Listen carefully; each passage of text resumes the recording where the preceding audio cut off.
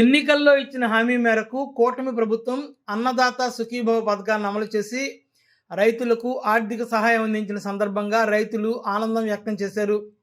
కూటమి ప్రభుత్వానికి కృతజ్ఞతలు తెలుపుతూ ఈరోజు రైతులు ట్రాక్టర్లతో ర్యాలీని నిర్వహించారు. ఈ ర్యాలీలో ముఖ్య అతిథిగా విజయనగరం ఎమ్మెల్యే పూసపాటి అతిథి విజయలక్ష్మి గజపతిరాజు పాల్గొన్నారు. ఆమె కూడా ట్రాక్టర్ నడిపి అందరినీ ఉత్సాహపరిచారు. ముందుగా రాకోడు గ్రామంలో పంట పొలాల్లో భూమి పూజ చేసి ఆ తర్వాత రైతులు చేస్తున్న ట్రాక్టర్ ర్యాలీని ప్రారంభించి ఆమె ర్యాలీలో పాల్గొన్నారు.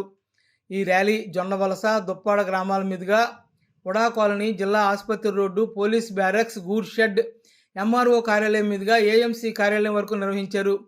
ఆ తర్వాత విజయనగరం ఏఎంసీ కార్యాలయంలో రైతులతో బహిరంగ రైతు సంబర సభలు నిర్వహించారు. ఈ సమావేశంలో కూటమి నాయకులు పాలవలస యశస్వి, కర్రోతు నరసింహరావు, ఐవీపీ రాజు, బొద్దల నరసింహరావు, ప్రసాదుల వరప్రసాద్, పిల్లా విజయ్ కుమార్ మరియు ఇతర నాయకులు పాల్గొన్నారు.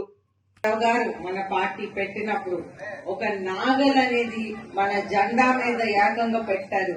రైతుకి అటువంటి గుర్తింపు అనేది మన పార్టీ రైతుకి ఇచ్చిందనేది ముఖ్యంగా మీ అందరికీ గుర్తు చేస్తా ఉన్నాను.